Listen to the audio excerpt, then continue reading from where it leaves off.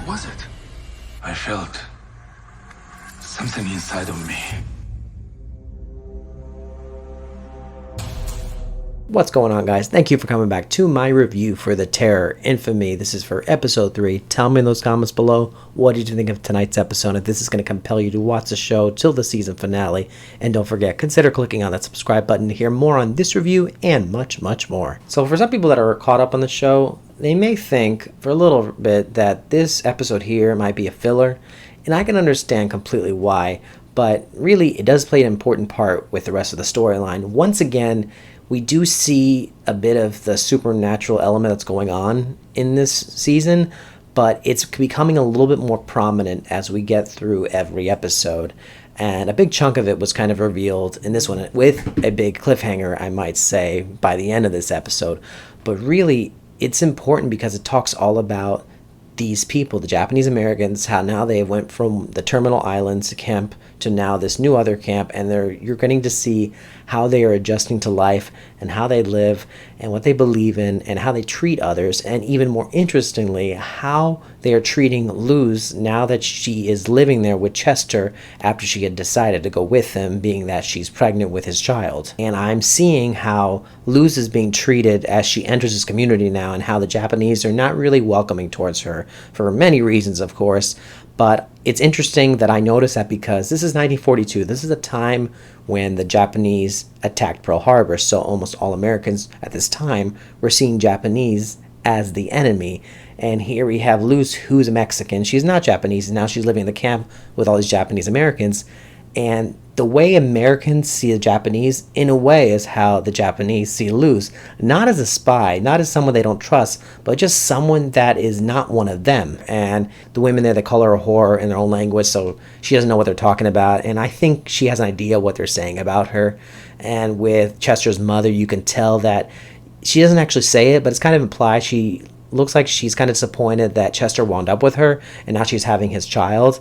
And even with the doctor, when she hurts herself, she wants to make sure the baby's all right. The doctor almost doesn't seem like to even care that if the baby is okay or not. And I think it's because she's not Japanese, or something like that. And it's just so unfortunate to see how she is treated. But my whole point of bringing this up is that it's very interesting the way that the Japanese treat her, and yet the Americans treat the Japanese, just because they are not one and the same. And the last thing that I did enjoy regarding the community was the translators that were Japanese that were helping the Americans, and overall how some of these Japanese people were trying to help the Americans with helping out with the war.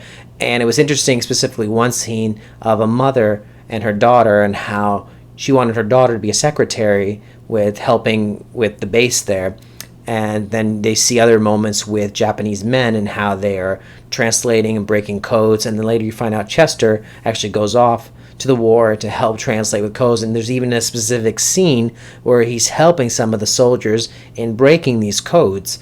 And for me, I see some of it as a way of these Japanese people to kind of maybe not prove themselves to the Americans that they're not spies, but in a way, I guess, to be helpful, because it shows that they're not really the type of people these other Japanese are that are attacking the Americans. But I do find it cool that our main character now has another skill. He's a code breaker, which is probably why I like the scene so much.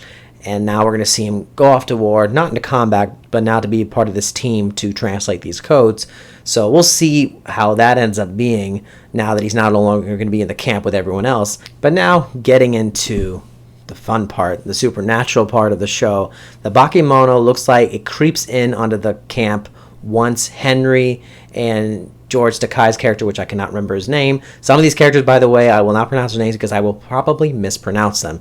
But anyways, it seems that the Bakemono and that whole spirit of that enters once these men come back from the ice lake.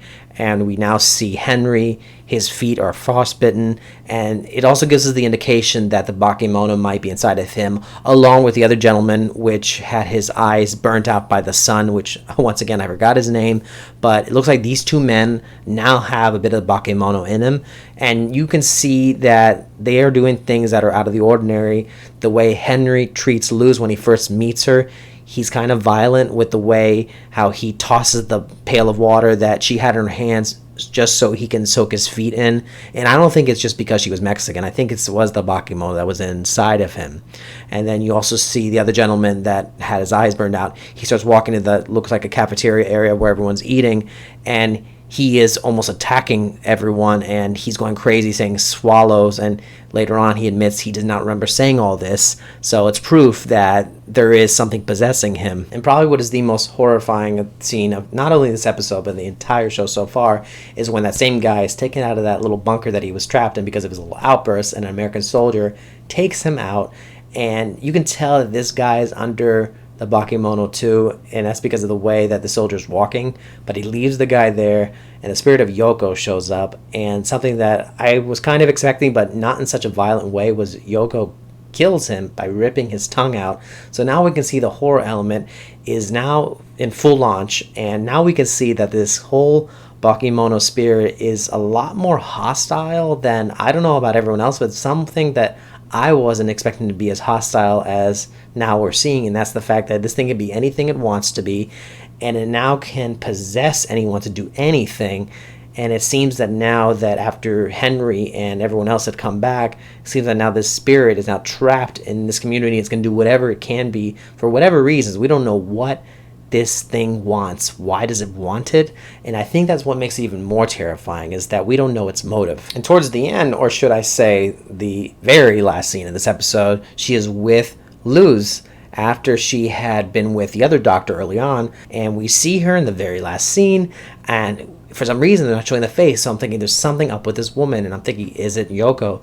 It goes up, and of course it is, and now it looks like Luz and the baby may be in grave danger. So that's the cliffhanger. I thought it was really well made how they made that cliffhanger happen, and having this character eventually meet up with Yoko. Two characters I wouldn't think would have met up eventually, but now seeing that the baby is now within the reach of this bakemono makes it even more terrifying. And lastly, before I close this quick review, I have to mention the technical aspects of this episode. And as we get through each one, I just enjoy the look more and more. I love the camera work, the lighting, the costume design, everything that goes into this show in order to recreate San Francisco in the 1940s and even the culture of the Japanese. And I have two scenes that I really did like and what they did in recreating this time. First is that opening scene when you have the Japanese in the camp and they're watching a film. It looks like a John Wayne picture.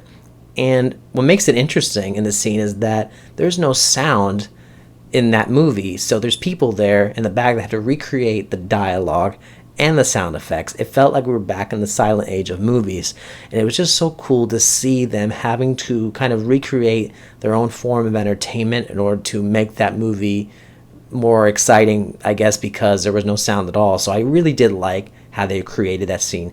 The other moment I did like, and this is because mainly of the visuals that were involved, was a scene with Chester's mother, and she's having that dream with her husband right before he comes back to the camp.